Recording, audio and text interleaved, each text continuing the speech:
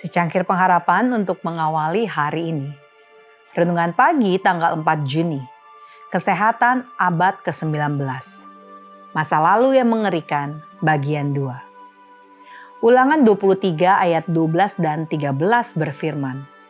Di luar perkemahan itu haruslah ada bagimu suatu tempat kemana engkau pergi untuk kada hajat.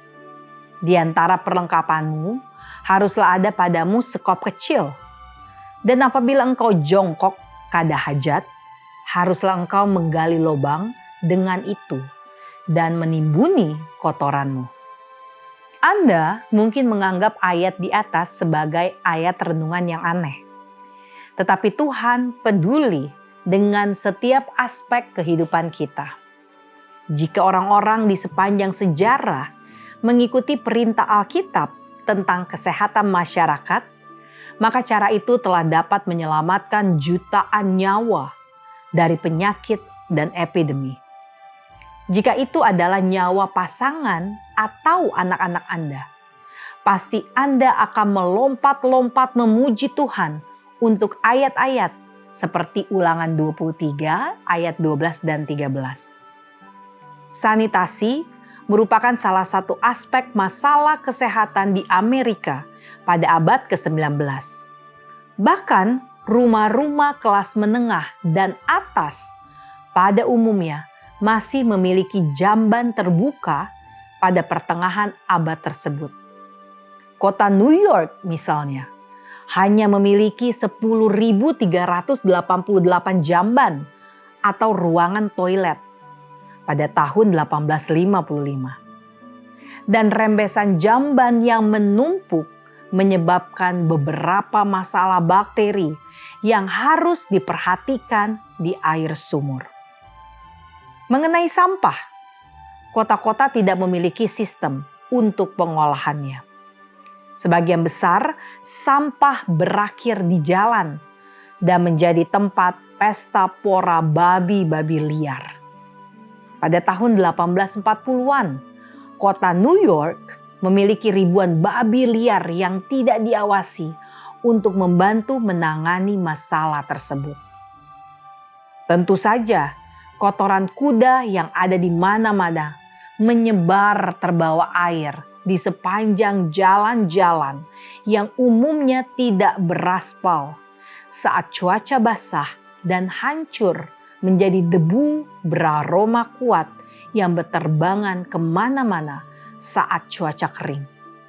Di jalan-jalan kota New York pada tahun 1900, kuda diperkirakan mengeluarkan sekitar 1.250 ton kotoran dan 230.000 liter air kencing setiap hari.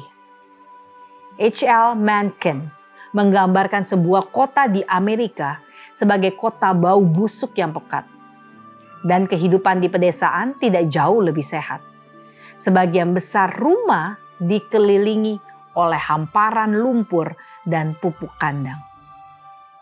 Kebiasaan meludah sembarangan membuat ludah ada di mana-mana. Pada zaman sebelum ada rokok populer, orang Amerika membuang dahak tembakau kunyah di mana-mana, baik di dalam maupun di luar rumah. Meskipun orang yang lebih maju sudah tidak lagi meludah di atas meja. Masa lalu yang indah adalah masa ketidaktahuan, yaitu ketidaktahuan yang menelan korban jiwa yang besar. Epidemi demam kuning di Memphis, Tennessee tahun 1878 misalnya menewaskan 5.150 dari jumlah penduduk yang hanya 38.500 jiwa. Pada tahun yang sama, New Orleans diperkirakan kehilangan 3.977 jiwa. Namun jumlah itu hanya setengah dari jumlah kematian akibat epidemi tahun 1853 di kota itu, yang menelan 7.848 korban jiwa.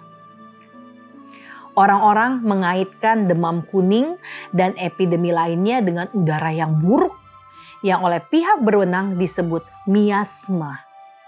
Oleh karena itu, orang-orang sering tidur di ruangan yang berventilasi buruk atau tidak berventilasi untuk menjaga kesehatan mereka.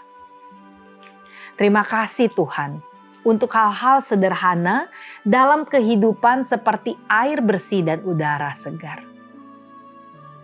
Doa kita hari ini.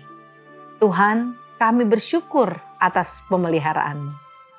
Tolong kami hidup disiplin, menjaga kebersihan dan kesehatan, serta bijak menghargai anugerah sederhana, agar kami kuat melayani dan memuliakan nama-Mu setiap hari. Amin.